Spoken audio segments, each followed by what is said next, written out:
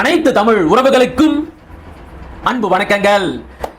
நாசமா போன ஆட்சி, அதற்கு கடந்த 4 ஆண்டு கால திமுக ஆட்சியே மிக பெரும் சாட்சி என்பது போல வர வர இந்த திமுக ஆட்சியில் வாழ்வதே ரொம்ப ரொம்ப சிரமமா மாறிக்கிட்டு இருக்கு.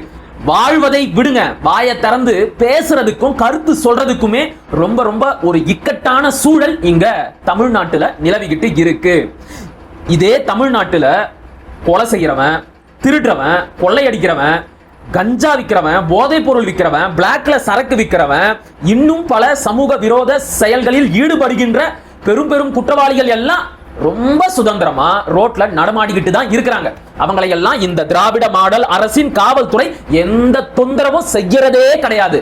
ஆனா பாருங்க, ரீல்ஸ் போடுறவன், மீம்ஸ் போடுறவன், அரசாங்கத்தை நோக்கி கேள்வி கேட்கிறவன், கருத்து சொல்றவன், இவனை எல்லாம் தேடி தேடி வேட்டையாடுது, கைது செய்யுது திமுக அரசின் காவல்துறை. அப்படிதான் பாருங்க, 3 நாளைக்கு முன்னாடி சேலம் மத்திய பேருந்து நிலையத்தில் அரசு பேருந்துக்கு முன்னாடி நின்று 2 இளம் பெண்கள், அவங்க கல்லூரி படிக்கிறவங்களா தான் இருக்கணும், அந்த 2 இளம் பெண்களும் வெற்றி கொடிகட்டு படத்தில் வருகின்ற வடிவேலுவோட வசனத்தை அடிப்படையா வச்சுக்கிட்டு ஒரு ரீல்ஸ போட்டுறாங்க. இதனால காண்டான ஏதோ ஒரு கொத்தடிமை உடன்பிறப்பு அந்த 2 இளம் பெண்கள் மேலையும் காவல் நிலையத்துல புகார் கொடுத்திருக்கு. என்னன்னு, அந்த 2 பெண்களும் அரசு பேருந்தையும் அரசு பேருந்தில் பயணம் செய்கின்ற பொதுமக்களையும் இழிவுபடுத்திட்டாங்க அப்படின்னு. இதையும் ஒரு புகார் அப்படின்னு சொல்லி காவல்துறை அந்த புகாரை பதிவு செஞ்சு அந்த 2 பெண்கள் மேலையும் வழக்கு போட்டு இப்ப அவங்கள தீவிரமா தேடிக்கிட்டு இருக்கிறாங்களாம். இந்த ஊர்ல தான் இதுக்கு பேரு பஸ், துபாயில எல்லாம் இதுக்கு பேரு குப்பலாரி.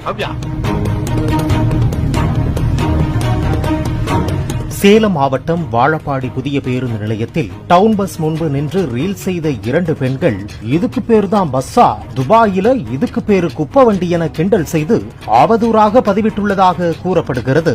இந்த ஊர்ல தான் இதுக்கு பேரு பஸ், துபாயில எல்லாம் இதுக்கு பேரு குப்பலாரி. எவ்வளவு கொடுமையாவும் வேடிக்கையாவும் இருக்கு பாருங்க. உண்மை என்னவா இருக்கும் அப்படின்னா, அந்த 2 இளம் பெண்களுக்கும் அவங்க செஞ்சது தப்பு அப்படிங்கிறது அவங்களுக்கே தெரியாது. அவங்க ஏதோ சும்மா ஜாலியா ஒரு ரீல்ஸ் போடுவோமே அப்படின்னு போட்டு இருக்கிறாங்க, அவ்வளவுதான். இதுக்கு அவங்கள வார்னிங் பண்ணி விட்டு இருக்கலாம். அதை விட்டுட்டு தனிப்படை அமைச்சு அவங்கள தேடுதல் வேட்டை செய்யறது எல்லாம் ரொம்ப ரொம்ப ஓவர். இப்ப நியாயமா சில கேள்வியை கேட்கலாமே. உண்மையாகவே அந்த 2 இளம் பெண்களும் ரீல்ஸ் போட்டு அரசு பேருந்தையும் அதில் பயணம் செய்கின்ற பொதுமக்களையும் இழிவுபடுத்திட்டாங்க அப்படிங்கிற குற்றத்துக்காக, அதையெல்லாம் குற்றம்னு சொல்லி குற்றம் என்கின்ற சொல்ல நான் இழிவுபடுத்த விரும்பல. உண்மையாகவே அந்த காரணத்துக்காகத்தான் அவங்கள தேடுறீங்களா, இல்லனா அந்த 2 இளம் பெண்களும் அரசு பேருந்தோட உண்மையான நிலைமைய ஊர் உலகம் தெரிகிற மாதிரி எடுத்து சொல்லிட்டாங்களே, இந்த திராவிட மாடல் ஆட்சியின் கேடுகட்ட நிர்வாகத்தை அப்பட்டமா போட்டு உடைச்சிட்டாங்களே அப்படிங்கிற ஒரு பயத்திலையும் பதற்றத்திலையும் அவங்கள தேடிக்கிட்டு இருக்கிறீங்களா? உங்க வாதப்படியே அந்த 2 இளம் பெண்களும் ரீல்ஸ் மூலமா அரசு பேருந்தையும் அதில் பயணம் செய்கின்ற பொதுமக்களையும் இழிவுபடுத்திட்டாங்க அப்படின்னே வச்சுக்கலாம். ஓட்டை உடைசலான பேருந்துகளை விட்டு பொதுமக்களை இந்த அரசாங்கம் இழிவுபடுத்துதே, அதுக்கு யார கைது செய்யலாம்? காலங்காலமா காலையில எந்திரிச்சதுல இருந்து ராத்திரி தூங்க போற வரைக்கும் தினம் தினம் இந்த அரசாங்கத்துக்கு வரி கட்டுற பொதுமக்களுக்கு இந்த அரசாங்கம் திருப்பி செய்கின்ற சேவை தரமா இருக்கா? சொல்லுங்க, தரமா இருக்கா? நான் கற்ற வரி பணத்துக்கு இந்த அரசாங்கம் எனக்கு திருப்பி செய்கிற சேவை ஓட்டை உடைசலா தான் இருக்கு. அப்ப தமிழக மக்களை ஓட்டை உடைசலாக பேருந்துகள் விட்டு அவமதித்தது தமிழ்நாடு அரசும் தமிழ்நாடு அரசின் போக்குவரத்து துறையும் தான்.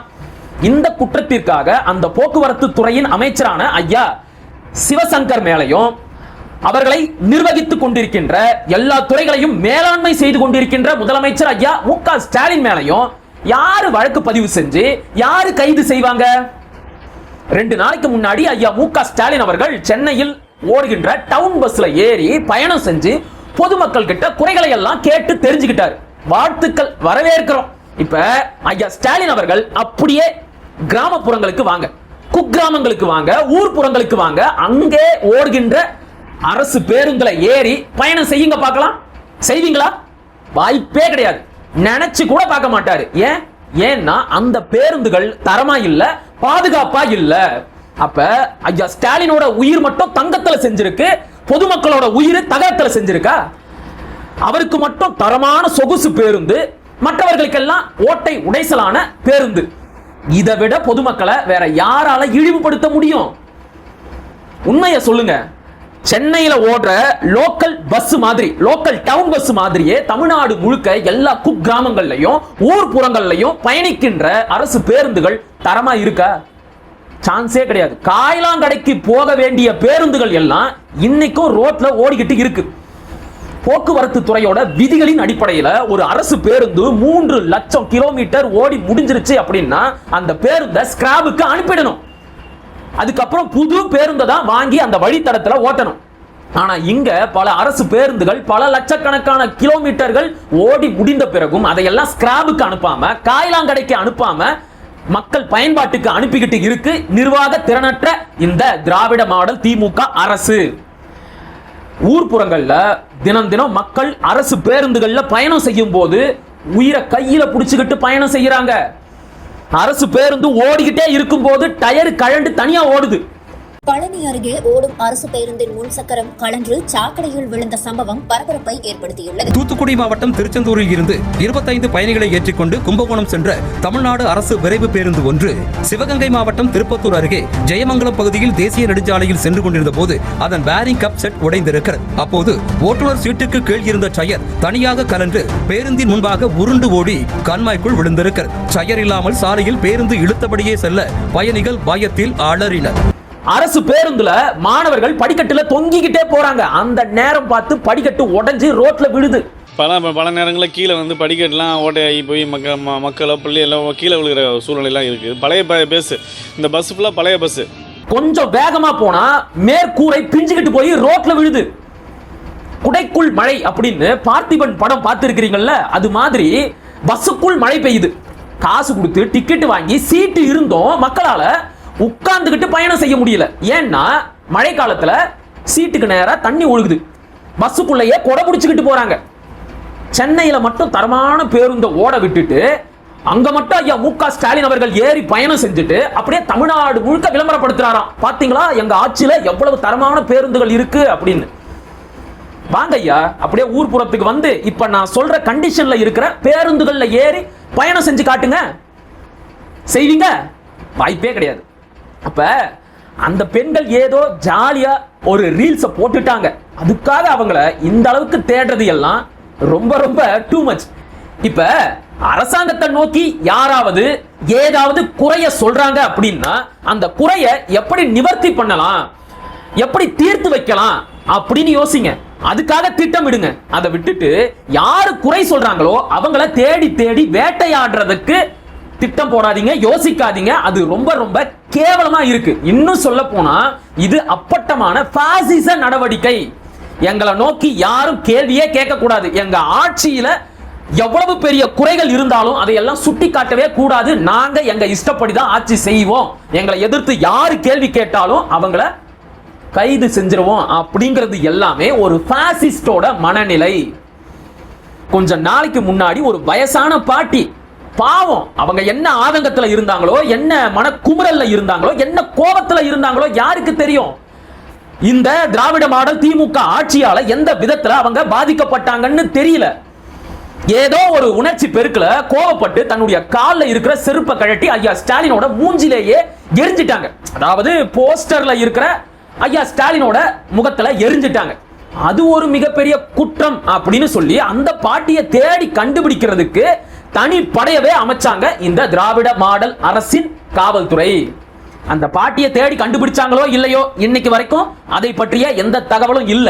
ஆனா அந்த பாட்டி செருப்பால அடிச்சத வீடியோ எடுத்தான் தெரியுமா ஒரு பையன், அவனை அடுத்த நாளே கைது செஞ்சுட்டாங்க. இன்னைக்கு இந்த ரீல்ஸ் போட்ட 2 பெண்களையும் தேடுறதுக்கு தனிப்படையை அமைச்சிருக்கிறாங்க. விளங்குமா தமிழ்நாடு? யாருமே குறை சொல்லக்கூடாது அப்படிங்கிற அளவுக்கு நீங்க என்ன அவ்வளோ திறமையாவா ஆட்சி செய்றீங்க? 2021 ஆட்சி பொறுப்புக்கு வந்தபோது அன்றைக்கு நிதியமைச்சராக இருந்த ஐயா பிடிஆர் பழனிவேல் தியாகராஜன் அவர்கள் தமிழ்நாட்டோட நிதி நிலைமையை பற்றி ஒரு வெள்ளை அறிக்கை கொடுத்தார். அன்றைக்கு மின்துறைக்கும் போக்குவரத்து துறைக்கும் மட்டுமே 2 லட்சம் கோடிக்கும் மேல கடன் இருக்கு. ஒட்டுமொத்த தமிழ்நாட்டோட கடன்ல இந்த 2 துறையோட கடன் மட்டுமே 10 விழுக்காடு அப்படின்னு சொன்னாரு. அது மட்டும் இல்லாம அரசு பேருந்து 1 கிலோமீட்டர் தூரம் பயணம் செஞ்சா அதுக்கு 59 ரூபாய் நஷ்டம் ஏற்படுது அப்படின்னு சுட்டி காட்டினார். இப்ப இந்த நிலைமையில இருந்த அரசு போக்குவரத்து கழகத்தை கடந்த 4 ஆண்டு ஆட்சியில எந்த அளவுக்கு நீங்க முன்னேற்றிட்டீங்க? ஒண்ணுமே கிடையாது. நான் வேணும்னா 1-2 தகவலை சுட்டி காட்டட்டா? கடந்த 2022-23 ஆட்சியின் நிதியாண்டுல மட்டும் தமிழ்நாடு அரசின் போக்குவரத்து துறைக்கு 4978 கோடி ரூபாய் நஷ்டம் ஏற்பட்டிருக்கு. அந்த நிதியாண்டுல போக்குவரத்து துறைக்கு வந்த வருமானம் 12,000 கோடி. ஆனா அதே ஆண்டுல போக்குவரத்து துறைக்கு ஏற்பட்ட நஷ்டம் செலவு எவ்வளவு தெரியுமா? 16,985 கோடி ரூபாய். மாசம் 452 கோடி ரூபாய் வீதம் 12 மாசத்துக்கு 4,978 கோடி ரூபாய். 2022-23 நிதியாண்டில் மட்டும் அரசு போக்குவரத்து கழகத்திற்கு நஷ்டம் ஏற்பட்டிருக்கிறது. அதே ஆண்டுல போக்குவரத்து துறை அமைச்சர் ஐயா சிவசங்கர் அவர்கள் ஒரு செய்தியாளர் சந்திப்புல சொல்றாரு, அரசு போக்குவரத்து துறைக்கு மட்டும் 48,000 கோடி ரூபாய் கடன் இருக்கு அப்படின்னு. 2017 அதிமுக ஆட்சி காலகட்டத்தில் அரசு போக்குவரத்து துறைக்கு இருந்த கடனை விட இப்ப 2022-23 நிதியாண்டுல 3 மடங்கு கடன் சுமை அதிகரிச்சிருக்கு அப்படின்னு கேஜ் ரிப்போர்ட் சொல்லுது. இந்த அளவுக்கு மோசமான ஒரு நிர்வாகத்தை நடத்திக்கிட்டு உங்களை நோக்கி யாரும் கேள்வியும் கேட்க கூடாது, விமர்சனமும் செய்யக்கூடாது. இவ்வளவு கோடி ரூபாய் கடன் இருக்கிற ஒரு துறையில யாராவது இலவச பேருந்து பயணத்தை அறிவிப்பாங்களா? அதற்கு ஆகிற செலவை யார் ஈடுகட்டுவாங்க? எந்த துறையில இருந்து தொகையை எடுத்து இந்த செலவை ஈடுகட்டுவீங்க?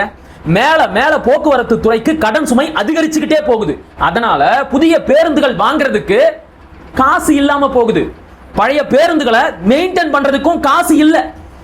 அதனால தான் இப்படிப்பட்ட ஓட்டை உடைசலான பேருந்துகள் ரோட்ல ஓடிக்கிட்டு இருக்கு. அதைத்தான் அந்த 2 பெண்களும் ரொம்ப எளிமையா ரீல்ஸ் மூலமா இந்த மக்களுக்கு எடுத்து சொல்லி இருக்கிறாங்க.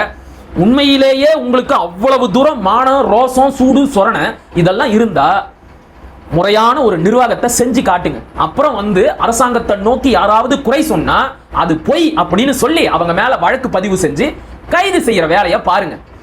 இப்ப இந்த வீதி நாடக விழா, புரட்சிகர பாடல்கள் இதெல்லாம் அரசாங்கத்தோட நிர்வாக சீர்கேட்டை மக்களுக்கு எளிமையா சொல்லி புரிய வைக்கின்ற ஒரு எளிய கலை வடிவம். அப்படிதான் கடந்த காலத்துல கம்யூனிஸ்ட் கட்சிகளும் சில புரட்சிகர இயக்கங்களும் மக்களுக்கு இந்த அரசாங்கத்தோட குறைகளை எடுத்து சொல்லிக்கிட்டு இருந்தாங்க. இன்றைக்கு அதனுடைய நவீன வடிவம் தான் இந்த ரீல்ஸ், மீம்ஸ். புரியுதா? அப்ப இந்த குறைகளை எடுத்து சொன்னாலே நீங்க கைது செய்வீங்க அப்படின்னா நான் முன்னாடியே சொன்ன மாதிரி இது ஆட்சி கிடையாது, இது பாசிசம். ஒரு பாசிச ஆட்சியை தான் ஐயா ஸ்டாலின் அவர்களும் இந்த திமுக ஆட்சியும் நடத்திக்கிட்டு இருக்கிறாங்க. ஆடுங்க, எவ்வளோ ஆடுறீங்களோ ஆடுங்க. இந்த ஆட்டத்துக்கெல்லாம் மக்கள் கூடிய விரைவில் ஒரு முடிவு கட்டுவாங்க. சரியா? மீண்டும் அடுத்த காணொளியில் சந்திப்போம். அதுவரை இணைந்திருங்கள். இது உங்கள் நெற்றிக்கண். நான் உங்கள் மகிழன். படிப்போம், பகிர்வோம், பயன்பெறுவோம், கற்போம், கற்பிப்போம், களமாடுவோம். தமிழ் வெல்க, தமிழர் வாழ்க, தமிழ்நாடு வளர்க, தமிழ் தேசியம் மலர்க, மலர்க, மலர்க. நன்றி, வணக்கம்.